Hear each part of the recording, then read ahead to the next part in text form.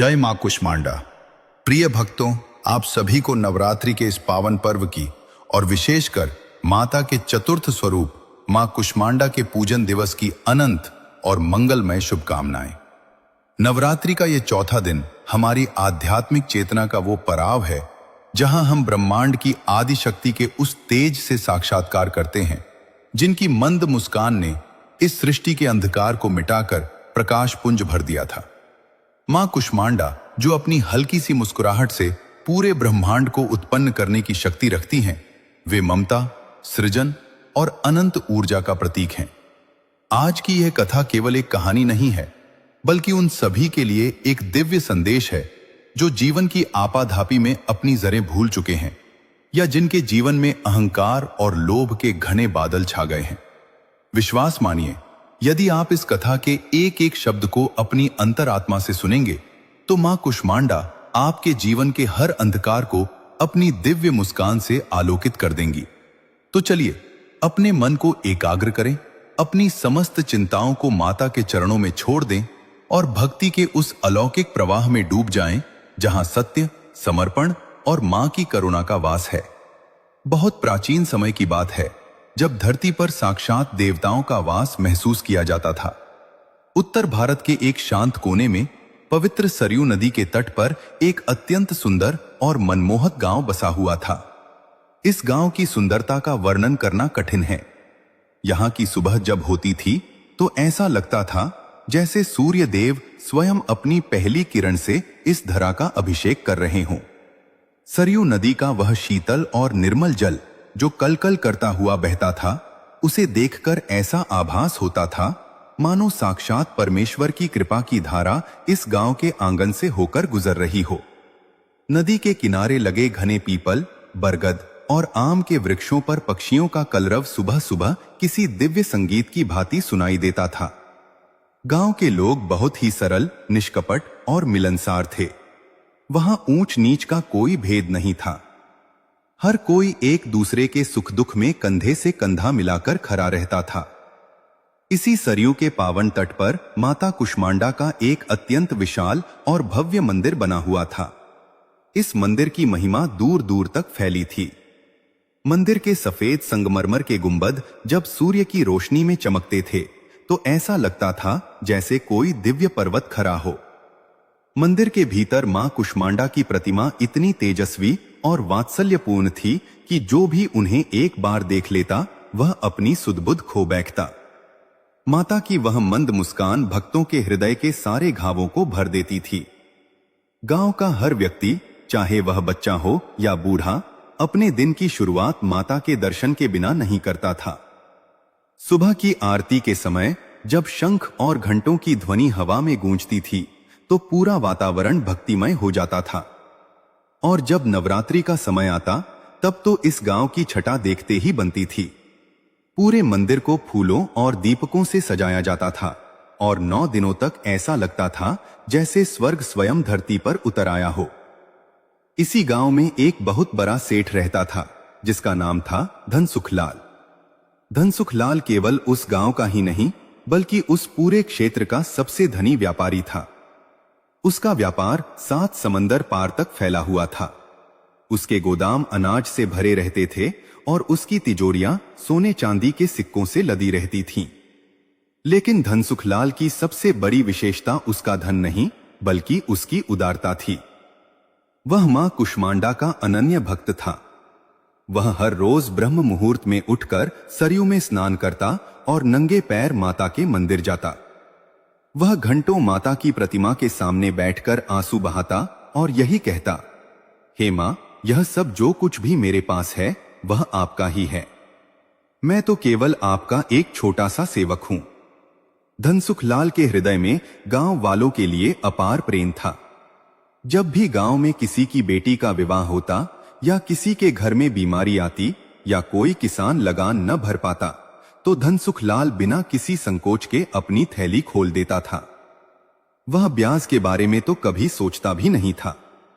लोग उसे सेठ नहीं बल्कि अपना अन्नदाता और अभिभावक मानते थे। पूरे गांव में उसे एक राजा की तरह सम्मान प्राप्त था। धनसुखलाल की पत्नी का नाम था सिनगारी।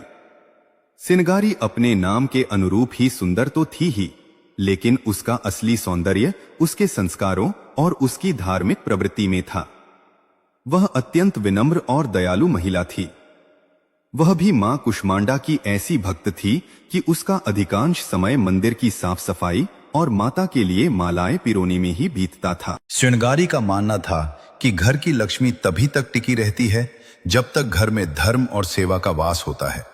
वो हमेशा धन सुखलाल को प्रेरित करती रहती थी कि वे और अधिक दान पुण्य करें। गांव की महिलाएं श्रृंगारी को साक्षात देवी का रूप मानती थीं। सेठ और सेठानी का जीवन खुशियों से भरा हुआ था। उनकी कीर्ति चारों दिशाओं में फैल रही थी। व्यापार दिन दूना रात चौगुना बढ़ रहा था। लेकिन कहते हैं ना कि वक्त हमेशा एक जैसा नहीं रहता। समय का चक्र जब घूमता है तो अच्छे अच्छों की मति फिर जाती है। जैसे जैसे धन सुखलाल का वैभव बढ़ता गया, वैसे वैसे उसके मन के किसी कोने में एक सूक्ष्म सा अहंकार जन्म लेने लगा। उसे लगने लगा कि व्यापार में ये जो अपार सफलता मिल रही है वो केवल उसकी बुद्धि और उसकी मेहनत का परिणाम है। धीरे धीरे धन सुखलाल के व्यवहार में बदलाव आने लगा। वो जो सेठ कभी मंदिर की सीढ़ियों पर बैठकर साधारण ग्रामीणों से बातें करता था, अब वो ऊंचे आसनों पर बैठने लगा। उसके पास अब समय की कमी होने लगी। जो हाथ पहले दान देने के लिए हमेशा खुले रहते थे, अब वे धीरे धीरे मुड़ने लगे। लोभ की एक ऐसी परत उसके हृदय पर चढ़ने लगी जिसने मां कुष्मांडा के प्रति उसकी भक्ति को भी धुंधला कर दिया। श्रृंगारी ने यह बदलाव महसूस किया। उसने देखा कि अब धन सुखलाल सुबह मंदिर जाने के बजाय अपने मुनीमों के साथ व्यापार की गणना में व्यस्त रहने लगे हैं। उनके स्वर में अब वह विनम्रता नहीं रही, बल्कि एक अधिकार और घमंड की गूंज सुनाई देने लगी है। श्रृंगारी का मन अशांत रहने लगा। उसे आभास होने लगा था कि यह आने वाले किसी बड़े तूफान की आहट है। वह रात रात भर मां कुष्मांडा के सामने दिया जलाकर प्रार्थना करती, हे मां, मेरे पति को इस माया जाल से बचा लीजिए, उनके भीतर का वह भक्त वापस ले आइए। लेकिन धन सुखलाल तो अब सत्ता और संपत्ति के नशे में चूर था। उसे क्या पता था कि जिस मां की मुस्कान ने उसे यह सब दिया है, उसी मां की एक भ्रिकुटी तन जाने से उसका यह साम्राज्य ताश के पत्तों की तरह ढह सकता है। अहंकार का बीज अब एक विशाल वृक्ष बनने लगा था, जिसकी छाया में न तो दया थी और न ही धर्म। जैसे जैसे समय बीता, धन सुखलाल के हृदय में भक्ति का दिया बुझता गया और लोभ की अग्नि भड़कने लगी। वह व्यक्ति जो कभी मां कुष्मांडा की आरती की पहली गूंज सुनकर नंगे पांव मंदिर की ओर दौड़ता था, अब उस आरती की आवाज सुनकर अपने कानों पर हाथ रख लेता या अपने मुनीमों को चिल्लाकर कहता कि खिड़कियां बंद कर दो, हिसाब में बाधा पड़ रही है। उसके जीवन का केंद्र अब मां की प्रतिमा नहीं, बल्कि उसके बही खाते बन गए थे। उसे लगने लगा था कि उसकी मेहनत और उसकी चालाकी ने ही उसे इतना बड़ा सेठ बनाया है। वो भूल गया कि मां कुष्मांडा की एक मंद मुस्कान ही इस सृष्टि का आधार है और उनकी मर्जी के बिना एक पत्ता भी नहीं हिलता। अब गांव वालों के लिए भी सेठ के द्वार पहले जैसे नहीं रहे। पहले जहां प्रेम और सत्कार मिलता था, अब वहां केवल अपमान और तिरस्कार मिलता था। धन सुखलाल ने अपना पूरा व्यापारिक ढांचा ही बदल दिया। उसने उन मासूम ग्रामीणों को ऋण देना शुरू किया जो अपनी जरूरतों के लिए उसके पास आते थे, लेकिन अब वह ऋण बिना ब्याज के नहीं था। उसने ब्याज की दरें इतनी बढ़ा दी कि एक साधारण किसान के लिए उसे चुकाना असंभव हो गया। यदि कोई गरीब किसान अपनी लाचारी बताता तो धन सुखलाल के चेहरे पर जरा सी भी शिकन नहीं आती थी। वह क्रूरता से कहता, दुनिया भावनाओं से नहीं, व्यापार से चलती है। अगर पैसा लिया है तो 10 गुना ब्याज के साथ वापस करना होगा, वरना तुम्हारी जमीन और घर मेरे नाम कर दो। सेठानी श्रृंगारी यह सब देख रही थी और उसका हृदय छलनी हुआ जा रहा था। उसे विश्वास ही नहीं हो रहा था कि यह वही धन सुखलाल है जो कभी गरीबों के आंसू देखकर खुद रो पड़ता था। एक दिन जब धन सुखलाल अपनी मखमली गद्दी पर बैठकर सोने की अशर्फियां गिन रहा था, तब श्रृंगारी उसके पास गई। उसकी आंखों में आंसू थे और स्वर में एक करुण पुकार। उसने बड़े ही धीमे स्वर में कहा, स्वामी, आप यह क्या कर रहे हैं? जिन लोगों ने आपको हमेशा एक राजा की तरह पूजा, आज आप उन्हीं का खून चूस रहे हैं। याद रखिए, यह धन, यह दौलत सब उस मां कुष्मांडा की देन है। अगर उन्होंने अपनी कृपा दृष्टि हटा ली तो हमारे पास मिट्टी के सिवा कुछ क्षमताएं बचेगा। कृपया उन गरीबों पर अत्याचार करना बंद कीजिए, उनका श्राप हमें ले डूबेगा। लेकिन धनसुखलाल पर जैसे किसी भूत का साया था। उसने सिणगारी की ओर उपेक्षा से देखा और अट्टहास करते हुए बोला, सिणगारी, तुम औरत हो, तुम्हें व्यापार की समझ नहीं है। ये सब मेरी बुद्धि का खेल है। मां कुष्मांडा तो केवल एक मूर्ति है, असली शक्ति तो इस सोने में है जो मेरी तिजोरी में बंद है। जो डरते हैं वे दान करते हैं और जो जीतते हैं वे धन बटोरते हैं। अब दोबारा मुझे धर्म की सीख मत देना। सिणगारी अवाक रह गई। उसे समझ आ गया कि अहंकार अपनी चरम सीमा पर पहुंच चुका है और जब अहंकार सिर चढ़कर बोलता है तो मनुष्य की मति सचमुच मारी जाती है। अभी यह सब चल ही रहा था कि अचानक प्रकृति ने अपना रुख बदल दिया। उस वर्ष गांव में वर्षा की एक बूंद भी नहीं गिरी। सरयू नदी जो कभी लबालब भरी रहती थी, धीरे धीरे सूखने लगी। हरियाली गायब होने लगी और देखते ही देखते पूरे गांव में भयंकर अकाल पड़ गया। खेत फटने लगे, पशु प्यास से तरप तरप कर दम तोड़ने लगे और मासूम बच्चों की भूख से बिलखती आवाजें गांव की गलियों में गूंजने लगी। गांव वालों की स्थिति अत्यंत दयनीय हो गई। उनके पास न खाने को अन्न था और न पीने को साफ पानी। ऐसी विपदा की घड़ी में पूरा गांव उम्मीद भरी नजरों से सेठ धनसुखलाल की हवेली की ओर देखने लगा। लोगों को लगा कि शायद इस संकट को देखकर सेठ का हृदय पसीज जाए। सैकड़ों ग्रामीण, जिनमें बूढ़े, बच्चे और महिलाएं शामिल थीं, सेठ की हवेली के सामने इकट्ठा हो गए। वे गिड़गिड़ाने लगे, सेठ जी, रक्षा कीजिए, हमारे बच्चे भूख से मर रहे हैं। आपके गोदाम अनाज से भरे हैं, हमें बस थोड़ा सा अन्न दे दीजिए ताकि हम जीवित रह सकें। हम वादा करते हैं कि फसल होते ही हम आपको सब लौटा देंगे। लेकिन धनसुखलाल की आंखों पर तो लालच की पट्टी बंधी थी। उसने बालकनी से नीचे झांका और बड़े ही निष्ठुर भाव से बोला, मुफ्त में कुछ नहीं मिलेगा। अकाल पड़ा है तो अनाज के दाम 10 गुना बढ़ गए हैं। जिसके पास सोना है वह आए और अनाज ले जाए। जिनके पास देने को कुछ नहीं है वे यहां भीड़ न लगाएं। प्रिय श्रोतागण, आप कल्पना कीजिए उस दृश्य की जहां एक तरफ मासूम जिंदगियां दम तोड़ रही थीं और दूसरी तरफ एक मनुष्य अपने अहंकार के सिंहासन पर बैठकर उनकी मजबूरी का मजाक उड़ा रहा था। गांव वालों के लिए यह दोहरा दुख था।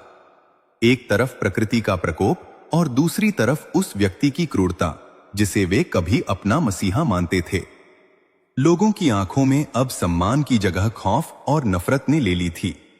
वे समझ चुके थे कि धनसुखलाल अब वह भक्त नहीं रहा, बल्कि एक ऐसा असुर बन चुका है जिसे केवल धन की भूख है। रात के सन्नाटे में सिलगारी मंदिर की सीढ़ियों पर बैठकर फूट फूट कर रो रही थी। उसने मां कुष्मांडा के चरणों में अपना सिर रख दिया और कहने लगी, हे मां ब्रह्मांड की रचयिता, आपने तो अपनी मुस्कान से इस सृष्टि को जीवन दिया है, फिर आज आपके इस गांव में मृत्यु का तांडव क्यों हो रहा है? मेरे पति के पापों का घड़ा भर चुका है मां, लेकिन इन मासूम ग्रामीणों का क्या दोष है? उन्हें इस अकाल और इस क्रूरता से बचाइए मां, वरना कोई भी आपके अस्तित्व पर विश्वास नहीं करेगा। या तो मेरे पति को सद्बुद्धि दो या फिर मुझे अपने चरणों में शरण दे दो, क्योंकि मैं यह सब नहीं देख सकती। जैसे जैसे दिन बीतते गए अकाल और गहराता गया। अब गांव में महामारियां भी फैलने लगीं। हर घर से रोने की आवाजें आने लगीं। गांव वालों का धैर्य अब जवाब दे रहा था। वे सब मिलकर मां कुष्मांडा के मंदिर में एकत्र हुए। सबकी आंखों में आंसू थे और मन में एक ही प्रार्थना। उन्होंने मां के सामने हाथ जोड़कर पुकारा, हे मां, हमने वर्षों तक आपकी सेवा की, हर नवरात्रि में आपका गुणगान किया। क्या हमारी भक्ति में कोई कमी रह गई? यह कैसा संकट है कि जो हमारा रक्षक था वही भक्षक बन गया? मां, हमें इस नर्क से निकालिए, वरना हम यह गांव छोड़कर चले जाएंगे।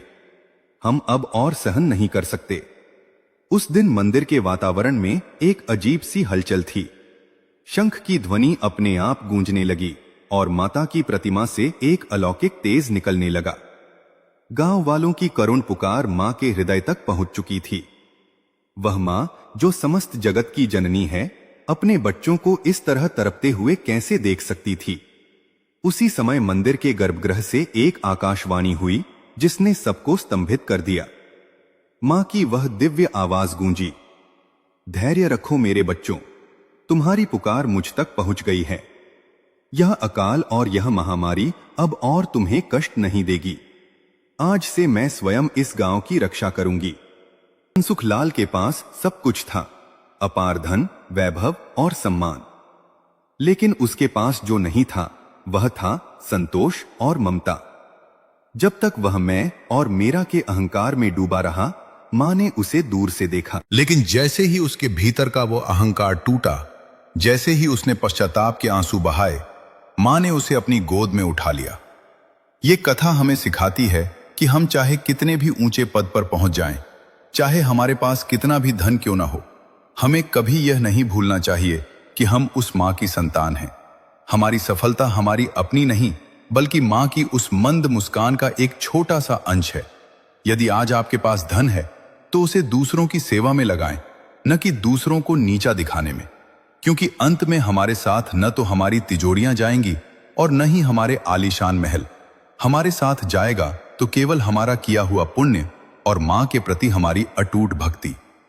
प्रिय श्रोतागण, मां कुष्मांडा की यह महिमा अपरंपार है। वे सौर मंडल की अधिष्ठात्री देवी हैं। उनके बिना इस सृष्टि में न प्रकाश है और न ही ऊर्जा। हमारे भीतर जो जीवन की शक्ति है वह मां कुष्मांडा का ही आशीर्वाद है। इस कथा को सुनकर यदि आपके हृदय में भी थोड़ा सा परिवर्तन आया हो, यदि आपको भी लगा हो कि अहंकार त्याग कर सेवा का मार्ग चुनना चाहिए, तो समझिए कि मां की कृपा आप पर हो गई है। प्रिय श्रोतागण, आशा करता हूं कि मां कुष्मांडा की यह अत्यंत मार्मिक और हृदय स्पर्शी कथा आपको पसंद आई होगी। इस कथा ने निश्चित ही आपके मन को शांति और आत्मा को नई ऊर्जा दी होगी। यदि यह कथा आपके दिल को छू गई है तो मां के चरणों में अपनी हाजिरी जरूर लगाएं। इस वीडियो को लाइक करें और कमेंट बॉक्स में अपनी पूरी श्रद्धा के साथ जय मां कुष्मांडा जरूर लिखें। आपका एक कमेंट मां के प्रति आपकी आस्था का प्रतीक है। साथ ही यदि आप चाहते हैं कि भक्ति का यह प्रवाह निरंतर बहता रहे और ऐसी ही दिव्य कथाएं आप तक पहुंचती रहें, तो हमारे चैनल को सब्सक्राइब करना न भूलें और बेल आइकन को भी दबाएं ताकि आने वाली हर कथा की सूचना आपको सबसे पहले मिले। इस कथा को अपने मित्रों और परिजनों के साथ भी साझा करें ताकि वे भी मां की इस महिमा का लाभ उठा सकें। जय मां कुष्मांडा।